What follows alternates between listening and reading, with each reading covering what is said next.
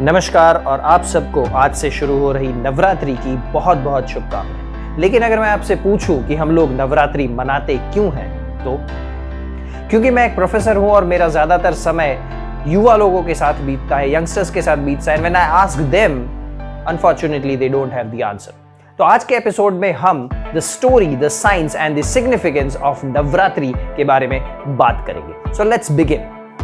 महिषासुर को यह वरदान प्राप्त था कि तीनों लोक में कोई भी पुरुष उसे नहीं मार सकता था, और इसी के अभिमान में उसने तीनों लोकों में आतंक मचाना शुरू कर दिया। सो जब सब लोग इससे परेशान होकर भगवान विष्णु के पास गए, तब उन्होंने मां दुर्गा को महिषासुर का वध करने के लिए भेजा। और ये जो युद्ध था वो 15 दिनों तक चला, और इस युद्ध में महिषासुर बार बार अपना स्वरूप बदलता जा रहा था। लेकिन आखिर जब उसने एक भैंसे का स्वरूप लिया, बफेलो का स्वरूप लिया, तब मां दुर्गा ने उसे अपने त्रिशूल से उसका वध कर दिया। तो ये है कहानी नवरात्रि के सेलिब्रेशंस की। और ये नवरात्रि जो है वो नव दुर्गा के नव स्वरूपों को हम उसमें उसके आराधना करते हैं। ये 9 स्वरूप जो हैं, जो हर एक दिन जिनकी पूजा की जाती है, वो है शैलपुत्री मां, ब्रह्मचारिणी, चंद्रघंटा, कुष्मंदा, स्कंद माता, कठियायनी,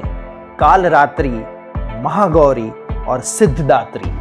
तो ये तो हुई स्टोरी की बात। अब करते हैं साइंस की बात। तो हमें पता है कि ये जो पूरा ब्रह्मांड है, that is made up of one cosmic substance, और उसके 2 भाग हैं। उसे 2 भाग का नाम है राई और प्राण, यानी कि मैटर और एनर्जी। तो Maa Shakti is the life force of everything that we see around us in this universe. हमें स्कूल में यह पढ़ाया गया था कि हमारे सेल में जो माइटोकॉन्ड्रिया होता है, that is called as the power house of energy, क्योंकि हमारे शरीर को जितनी भी एनर्जी चाहिए, जो शक्ति चाहिए, जो ऊर्जा चाहिए, that we get it from mitochondria. And the most interesting fact is, ये जो माइटोकॉन्ड्रियल डीएनए है, that we inherit only from our mother. जी हाँ, ये माइटोकॉन्ड्रिया हमें सिर्फ अपनी माँ से मिलता है, यानी कि शक्ति का मूल स्रोत माँ है, और इस त्योहार को हम माँ को अर्पण करते हैं। सेकेंड, जब नवरात्रि में हम उपवास रखते हैं, तो हम इन अ वे इन माइटोकॉन्ड्रियास को एक वेकेशन देते हैं टू रीजुविनेट। और हम सब फास्टिंग का बेनिफिट्स को तो जानते ही हैं। So it helps the body in detoxifying itself. Also अगर आप देखें तो नवरात्रि 2 जगह पे मनाई जाती है। एक होती है Chaitra Navratri, that is during the summers, जब समर्स की शुरुआत होती है। एंड सेकेंड इज दी शरद नवरात्रि, जो कि विंटर्स की शुरुआत को होती है। इन बोथ द केसेस जब सीजन्स चेंज होते हैं, देन वी नो दैट हम ज्यादातर बीमार पड़ते हैं। And this fasting will help us boost our immunity and prepare for the next seasonal change. And the most important thing, Navratri में हम गरबा क्यों खेलते हैं?